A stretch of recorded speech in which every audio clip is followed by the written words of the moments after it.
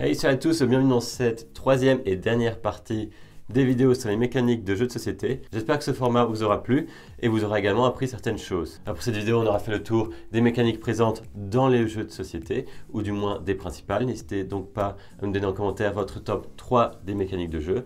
Ça peut être intéressant de voir si on aime les mêmes mécaniques. Pour clôturer le sujet, on vous présente 7 mécaniques de jeu. Qu'as-tu à nous proposer en premier, Julien ? Eh bien, on commence fort puisqu'on vous parle tout d'abord du Area Control, c'est-à-dire le contrôle de territoire en français. Comme son nom l'indique, le but de cette mécanique est d'octroyer un avantage aux joueurs qui contrôlent certains territoires sur le plateau de jeu. Plusieurs jeux comportent cette mécanique, que ça soit dans les jeux assez vieux comme le Risk ou plus récents comme Inis ou 8 minutes pour un empire ou encore la série des Small World, dont le dernier vient de sortir, Small World of Warcraft. Dans les deux premiers jeux cités, l'avantage octroyé par le contrôle de territoire est le gain d'une carte. Dans Risk, vous pourrez changer ces cartes contre des renforts, et dans Inis, les cartes vont permettre d'effectuer de meilleures actions. Mais la plupart du temps, le contrôle de territoire rapporte immédiatement des points de victoire. Ainsi, dans Small World par exemple, chaque territoire contrôlé rapporte un point, voire plusieurs, selon le pouvoir du peuple qui le contrôle. Comme l'Area Control se prête bien aux jeux de conquête, on y retrouve également souvent une autre mécanique, l'affrontement. En effet, dans tous les jeux que l'on vient de citer, il y a de l'affrontement. Pour conquérir un territoire, dans Inis et 8 minutes pour un empire, on regarde le joueur qui a le plus d'unités sur le territoire. Pour Small World, c'est le même principe, sauf que certains éléments, comme les montagnes par exemple, peuvent offrir une défense supplémentaire pour le joueur attaqué.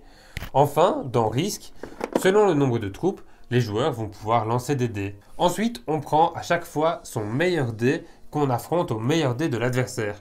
Une fois joué, on passe alors au meilleur dé suivant, et ainsi de suite. Vous l'aurez compris, l'affrontement consiste donc à regarder quel joueur est le plus fort pour un certain élément du jeu. Son rapport de force peut alors se calculer de différentes manières. Il y a des dés, une majorité d'éléments, des cartes, etc.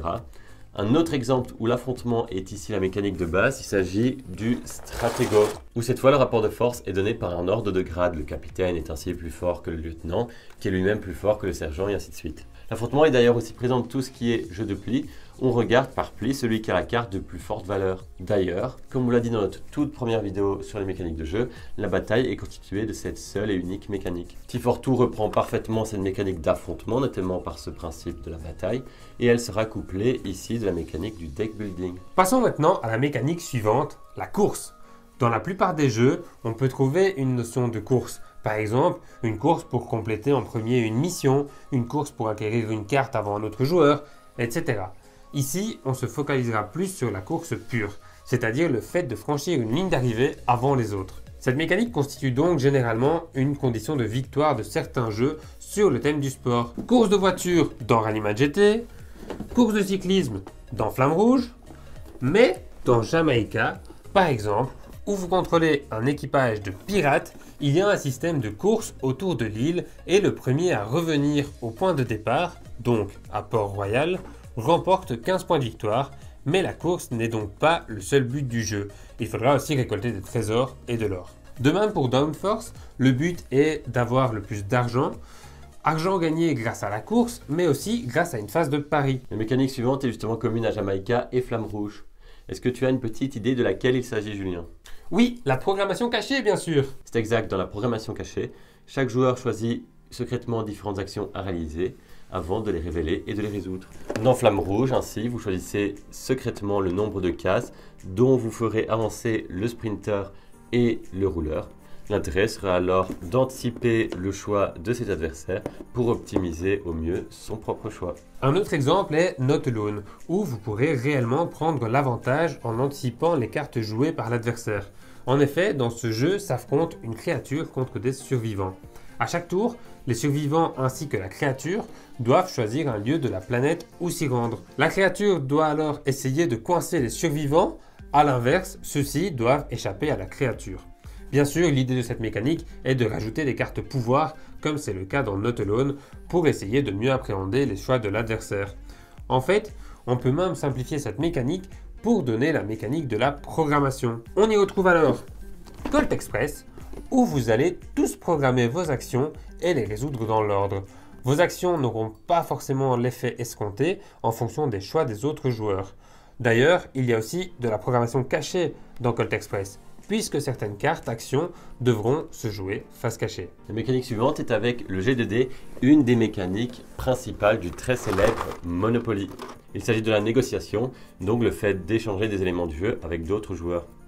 En effet, un des principes du Monopoly est de trouver des accords, par exemple, échanger une gare, un aéroport ou même une ville contre une autre carte intéressante de notre adversaire. Ceci afin, par exemple, de compléter un quartier pour pouvoir ensuite y construire dessus. D'autres joueurs ont aussi ajouté un point de règle, à savoir pouvoir céder des biens à la place de payer entièrement les frais d'hôtel car on n'a plus assez de sous.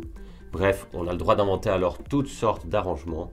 On est joué comme ça de notre côté, même si ça ne fait probablement pas partie des règles officielles. Mais bien que le Monopoly soit un peu limité au niveau choix stratégique, la négociation est une mécanique qui promet des parties bien marrantes et avec beaucoup de pression. Bon, il faut avouer qu'on n'avait pas tous la même notion du Monopoly. Personnellement, je n'y ai jamais joué comme ça. Par contre, un très bon exemple pour la négociation, c'est Boursicocotte, où, dans un premier temps, vous devez acheter des animaux via une phase d'enchère, puis les troquer avec de l'argent. En fait, vous allez mettre une somme d'argent en jeu pour un certain type d'animal, un certain animal. L'adversaire va faire de même et celui qui a mis le plus d'argent remporte les animaux de l'autre. Le but de tout cela est évidemment de compléter sa collection. Dans Boursicocotte, la négociation se fait face cachée, ce qui peut augmenter les risques de se faire plumer. Passons à une autre mécanique qui existe depuis bien longtemps aussi, la mémoire. La mémoire octroie un bonus aux joueurs s'ils se souviennent d'éléments du jeu. L'exemple le plus parlant est Memory qui porte le nom de cette mécanique.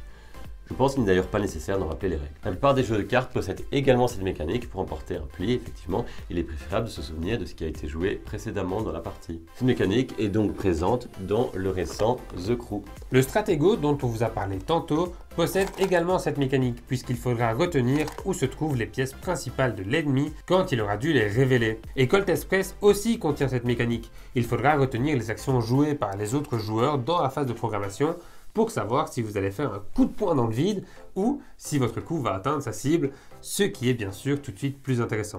Tu sais quoi, Thomas? Oula, vu ta tête, je crois que tu as une mauvaise nouvelle à nous annoncer. Eh oui, car nous sommes déjà à notre dernière mécanique à vous présenter. On en a déjà touché 2 mots dans la seconde partie et je te laisse l'honneur de la présenter, Thomas, en tout cas de la citer. Merci Julien, il s'agit donc du placement de tuiles. Une des mécaniques que l'on retrouve le plus dans les jeux de société et qui est aussi très appréciée des joueurs. Le principe est de gagner un bonus en plaçant une tuile, mais cela peut être un autre élément du jeu, comme des dés dans Sagrada. Parmi les exemples les plus connus, on citera Carcassonne ou encore King Domino. Dans le premier, vous devez poser des tuiles notamment pour créer des connexions entre les gares dans la version Far West ou des affluents au fleuve dans la version Amazon. Vous avez également des villages que vous pouvez connecter grâce à votre placement de tuiles qui vous rapporteront des points. Dans King Domino, la pose de tuiles est mêlée à un système de draft pour embêter les adversaires et les empêcher de prendre des tuiles qui leur feraient marquer beaucoup de points. Dans King Domino, il y a différents types de terrains et chaque joueur marque par terrain autant de points que de cases composant ce terrain à condition d'y avoir au moins une couronne. Le nombre de couronnes va alors multiplier le nombre de points que l'on marque. Il faut donc faire très attention de ne pas laisser trop de couronnes d'un même type à un même joueur. Voici donc qui clôture cette vidéo, mais surtout cette présentation sur les différentes mécaniques de jeu. J'espère que cela vous aura plu. Comme dit dans la toute première partie, il manque sûrement des mécaniques, le but était ici de présenter les principales. N'hésitez donc pas à citer des mécaniques que vous aimez et qu'on aurait oubliées. On attend aussi votre top 3 en commentaire. Likez la vidéo si le concept vous a plu, abonnez-vous à notre chaîne également. On vous préparera sûrement d'autres séries vidéo un peu plus ciblées comme celle-ci, mais il faudra attendre un peu, probablement pas avant 2021. En attendant, on vous dit à la prochaine pour une nouvelle vidéo. Salut à tous! Salut à tous!